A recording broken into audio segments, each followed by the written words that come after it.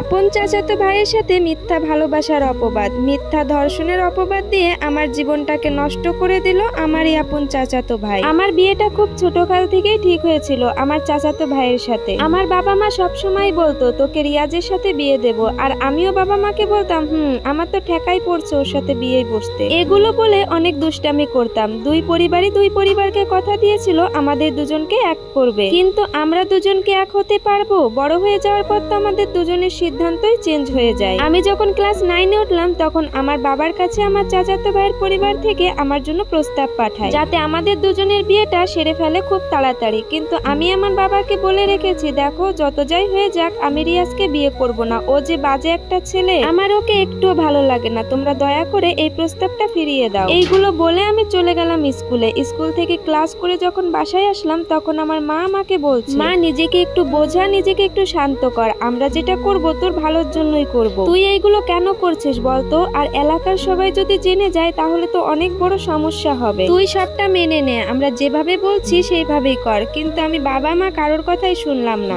বাবা মার কথা না শুনে আমি 2টা দিন আমার বান্ধবীর বাসায় থেকে গেলাম। এরপর আমার বাবা মা 2 দিন পর আমাকে অনেক বুঝিয়ে শুনিয়ে বাসায় নিয়ে আসে। বাসায় আসার পর আমার চাচাতো ভাই আমাকে একদিন কল দেয়, কল দিয়ে বলে তুমি আমাকে বিয়ে করবে না ঠিক আছে, কিন্তু তোমাকে নিয়ে আমি একটু ঘুরতে চাই। আমি তাকে বললাম এমনটা কেন? তখন সে বলল, দেখো তুমি আমাকে বিয়ে করতে চাও না আর আমাদের বিয়েটা হবেও না, আমি শুধু তোমাকে নিয়ে একটু ঘুরতে চাই। তারপর আমিও বললাম আচ্ছা ঠিক আছে, তাহলে একদিন আমিও আপনার সাথে ঘুরবো। আমি ভেবেছিলাম যে আমার বাবা মাও তো কিছু বলবে না যদি আমি আমার চাচাতো ভাইয়ের সাথে ঘুরতে যাই, কিন্তু আমি কল্পনাও করিনি আমার সাথে এরকম কিছু ঘটে যাবে। সে আমাকে বলল আমাকে নিয়ে সে একটা পার্কে যাবে, আমিও তার সাথে পার্কে গেলাম। পার্কে গিয়ে আমাকে বলল আমার একটা ফ্রেন্ড কল দিচ্ছে, ওর বাসায় আমার একটা জিনিস রয়ে গেছে, ওটা আমাকে আনতে হবে, তুমি কি আমার সাথে যাবা? আমি তাকে বললাম আচ্ছা, আমি তো এখান থেকে একা একা বাসায় যেতে পারবো না, বাসা তো অনেক দূরে, আমিও নয় আপনার সাথে আপনার বন্ধুর বাড়িতে যাব। তারপর আমি সহজ সরল মনে তার সাথে তার বন্ধুর বাড়িতে গেলাম। বন্ধুর বাড়িতে গিয়ে দেখি সেখানে কেউ নেই। তখন আমি আমার চাচাতো ভাইকে বললাম কি ব্যাপার, বাসায় তো কেউ নেই? তখন তিনি বললেন যে বাসায় কেউ নেই, আমরা এখানে একটু সময় কাটাবো। তারপর দেখি তার হাতে একটা ব্লেড। আমি তাকে জিজ্ঞেস করলাম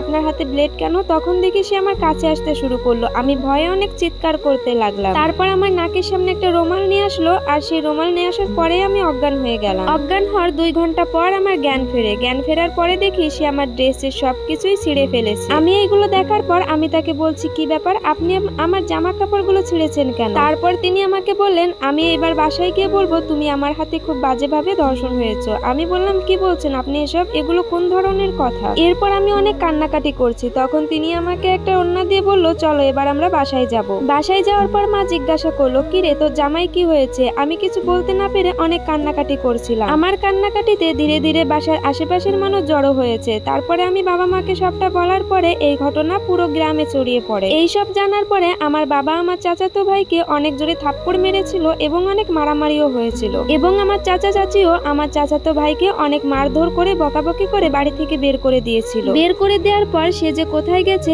এটা কেউ জানে না ঠিক করে। তবে আমি যে ধর্ষণ হয়েছি এটা পুরো এলাকায় ছড়িয়ে পড়েছে, কিন্তু আমি কাউকে এটা বোঝাতে পারি না যে সে আমার সাথে বাজেভাবে কিছুই করেনি, শুধুমাত্র ব্লেড দিয়ে আমার জামাগুলো ছিঁড়ে দিয়েছিল। আমার বিয়ের জন্য অনেক ভালো ভালো প্রস্তাব আসতে থাকে, কিন্তু আসলেই বা কি হবে, চারিদিকের মানুষ নানান বাজে বাজে মন্তব্য করতে থাকে। তখন বিয়ের প্রস্তাবও চলে যায়। এখন আমি এভাবেই আমার জীবন কাটাচ্ছি। এরপর আমার চাচাতো ভাই বিয়েও করেছে, সে সুখে সংসারও করছে। মাঝে মাঝে সে নাকি আমাকে নিয়ে অনেক মজা নেয় যে আমার আর বিয়ে হলো না। আর এই সম্পূর্ণ স্টোরিটা একটা আপুর লাইফ থেকে নেওয়া। এই ঘটনাটা শোনার পর একটা কথাই মনে হচ্ছে, সত্যি নারীর শরীরে কলঙ্কের দাগ লাগে, কিন্তু পুরুষের শরীরে কখনোই কলঙ্কের দাগ লাগে না।